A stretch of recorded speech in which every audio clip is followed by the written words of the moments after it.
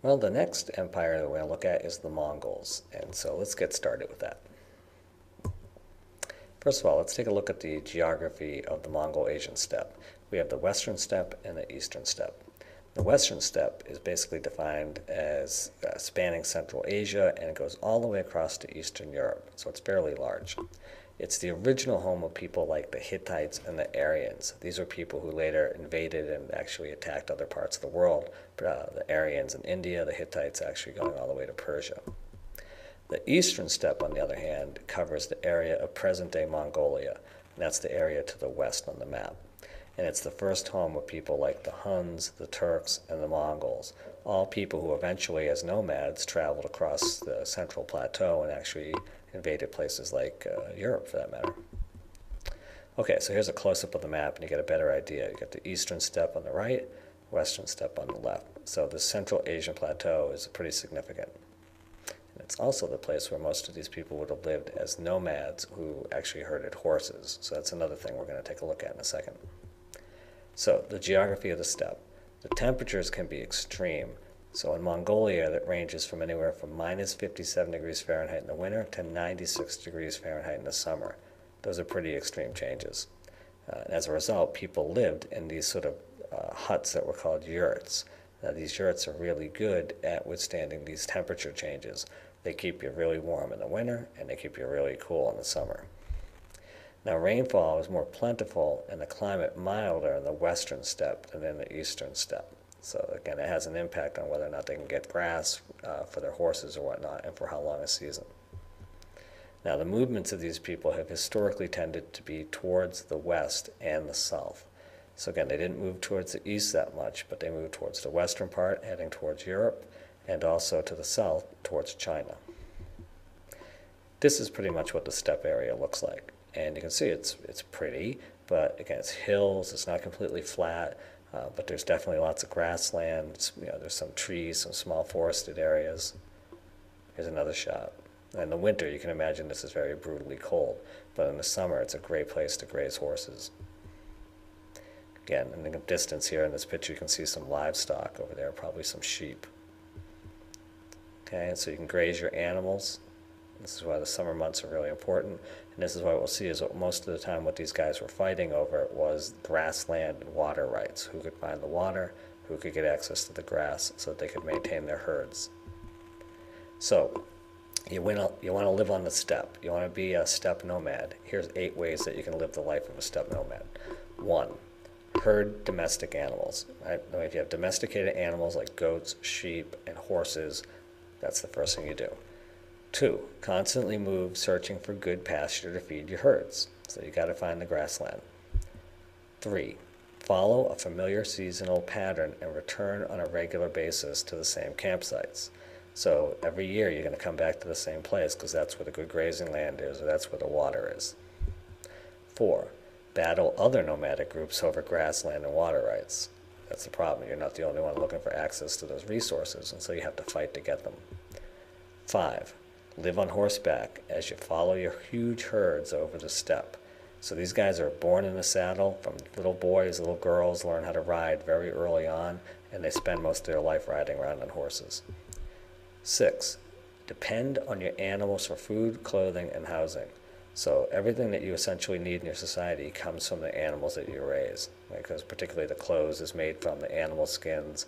The animal hair might be used to make ropes or other sorts of things, and the housing is made of skins and animal parts as well. 7. Wear clothing made of skins and wool, and live in portable felt tents called yurts. So we saw a picture of a yurt a few minutes ago. Again, that would be something that you'd have to live in because it's made out of the skins of your animals, but it's also something you can carry around with you and move around pretty easily if you're nomadic. And number 8, travel together in kinship groups or clans. So this is also a tribal society that uses clans and tribes in order to organize their sort of political relationship with each other. And so that's very important. All right? So those are the 8 steps that you can follow. You may notice this is very similar to what Native Americans were doing in the American West prior to the 1860s. They lived a very similar lifestyle. Now, I said earlier, young boys in particular are brought up on the horse. from a very early age, they are placed in the saddle and they learn how to ride. They're excellent horse riders and they ride their whole lives. Okay, even as young boys, teenagers and young men, and even when they go on dates. So here's a courtship ritual between a man and a woman. It takes place on a horse. Okay, and you can see the types of horses that the Mongols use are very different than the Arabian types of horses that we use here in the Western world. They tend to be very short and stocky. They're very strong, they're really fast, and they can withstand the harshness of the weather changes between winter and summer. And here they are, a bunch of yurts in the background, and they're actually playing polo. Most people don't realize that polo is actually a sport that the Mongols have been playing for centuries, and it was adopted by Europeans and brought to Europe. So it's kind of funny that's a sort of a sport of rich people here in America and Europe, but for Mongols it's a typical sport that everybody does. Okay, here's a typical extended family. Again, maybe a couple of generations, 2 or 3 generations, all living in a single yurt. Maybe they have 1 or 2 more yurts nearby, but they basically live together and they work together and they take care of each other. So it's a typical tribal society. This is a traditional yurt. You can see in the one on the left is not meant to be sort of mobile. It's one that's sitting in some rich guy's backyard and it has a foundation. Typically they don't have that, but that's a pretty nice yurt. And the interiors sometimes are very well decorated. So the ribbing that you see, the wooden ribbing, can be broken down so this can be taken apart and transported, but they then use lots of rugs and furniture to house it inside and keep it warm and make it look pretty and things like that. So these things are pretty nice. They're not just little tents. They're actually pretty sophisticated. This is a funny picture because this shows you how they're sort of adapting to modern technology. So once proud tribal people on their horses are now riding around on motorcycles. Okay, but still, tradition is what sort of determines who they are and helps identify their cultural ways. And these are very typical pictures that you might find of Mongols today. Very different horses you can see. This is from the movies. And what's interesting is this is a movie about the Mongols, and yet this movie is completely inaccurate. It's the wrong kind of horse, wrong kinds of weapons. Mongols would never charge like this. So we have to be careful about most of what we think we know about the Mongols comes from Hollywood films. And in fact, most of the time the films get it wrong. Okay, the Mongol Empire. We'll talk about the Mongols as rulers. First of all, invaded areas never really recovered. That's because when the Mongols actually attacked places, they pretty much destroyed them. Okay, in fact, some of the populations of the cities that they attacked were completely wiped out. And in most cases, they never really recovered from that. So here are some classic examples of Mongol imagery that we might have seen in movies or magazines. Partly accurate, maybe not so in some cases. Here's a family tree of the Mongol dynasty, and we have Genghis Khan as the founder at the bottom, and then you can see his 3 grandchildren, and actually his great-grandchild, Kublai Khan, becomes the ruler of China. So it'll take a couple of generations for that to happen. On the right-hand side is a very interesting picture. It shows the court of Genghis Khan, but what's really interesting is it's written in a way that sort of reflects Arabic culture. Now, even though it's a Mongol script, the picture itself looks Arabic. That's because the Mongols actually embraced Arabic culture and had a lot of people convert. So Mongols practice a form of Buddhism, but they also adopted Islamic beliefs as well, depending on which part of the Mongol dynasty you went to. But again, that picture on the right looks very Arabic, and yet it's Mongol. Okay, what do you have? You got 4 Khanates, okay? In 1260, each of the 4 Khanates were ruled by a descendant of Genghis Khan. After Genghis Khan died, they weren't quite sure what to do with this huge kingdom. It was the largest empire ever on the planet Earth. So they divided it into the 4 sections. Okay, and you can see here's a close-up. There's the Khanate of the Great Khan on the right-hand side, which included China. There's the Chagatai Khanate in the center, which actually includes places like Central Asia. And then the Ilkhanate on the left is actually the area that is part of what we call Persia, Iran, Iraq. And then the Khanate of the Golden Horde up above is what today we would call Russia. Okay, so there they are. The Khanate of the Great Khan, Mongolia and China. The Khanate of Chagatai is Central Asia. The Ilkhanate is Persia. The Khanate of the Golden Horde is Russia. Okay, those are the main Khanates. This is an interesting picture. This is a painting of the Mongols trying to actually invade Japan by boat. Unfortunately, it didn't go very well for the Mongols. It went great for Japan, and as a result of a hurricane, and the hurricane and the winds and the waves basically wiped out the fleet. And so it was a disaster for the Mongols. They tried a second time and were also wiped out again. What's interesting about that is this is a picture from World War II, and it shows a kamikaze pilot attacking an American aircraft carrier. And we used to call these guys kamikaze pilots. That's because kamikaze is the term for sacred winds. And the sacred winds are what the Japanese had hoped would help prevent them from being invaded by the Mongols.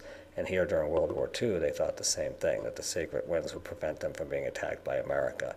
And that's why they're called kamikaze pilots, the sacred winds.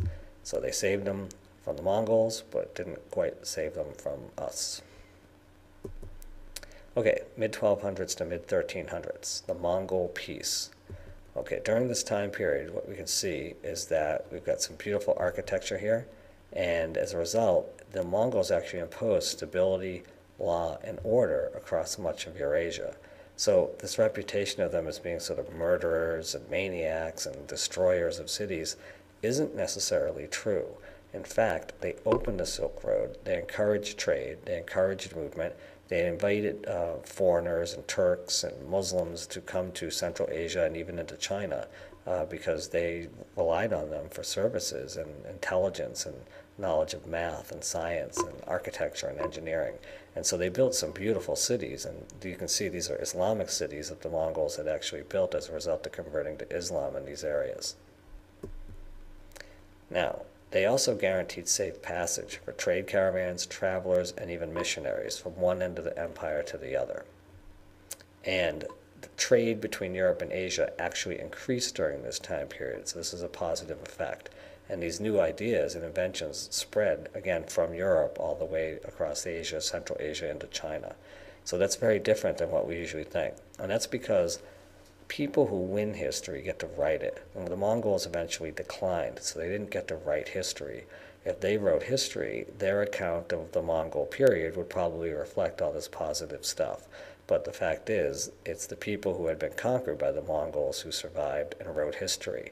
So, of course, most of the history books portray the Mongols as bad guys because, well, you had to ask who wrote that history. In this case, it was the people they had conquered. So, there's a couple guys we need to know. One is Genghis Khan.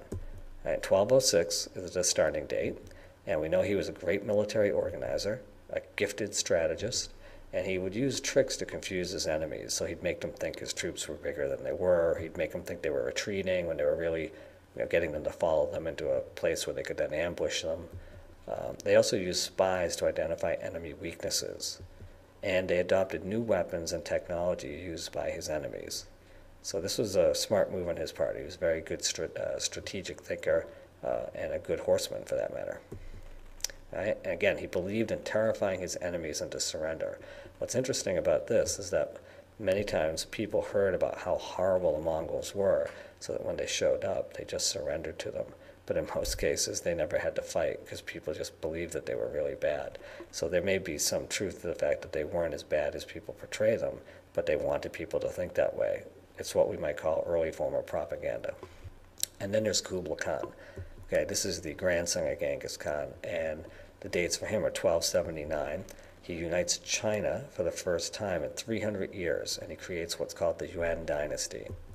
Now, they tolerated Chinese culture and made few changes to the system of government. So instead of killing everybody in China, he basically put up with them. And he actually, rather than converting China to becoming Mongol, he made China became part of his culture. So he, as a Mongol, became more Chinese, which was very interesting. Even though he conquered China, China sort of conquered him. So he enjoyed living the luxurious manner of a Chinese emperor. So he became a Chinese emperor as opposed to a Mongol emperor. And he maintained a beautiful summer palace at a place called Shangdu on the border between Mongolia and China.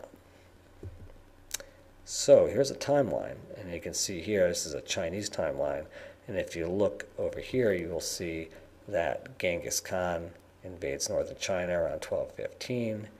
By 1260, Kublai becomes the Great Khan. And in fact, by 1275, Marco Polo reaches China. So that's right at the start of the Yuan dynasty. And what's interesting about that is that Marco Polo, while he was visiting China, was actually visiting a China that was dominated by the Mongols. And when he actually took a job working there for a little while, he was actually working for Kublai Khan, a Mongol emperor, actually, of China. So that's an interesting tale. And that's it for the Mongols. So there we go. Great Empire is finished.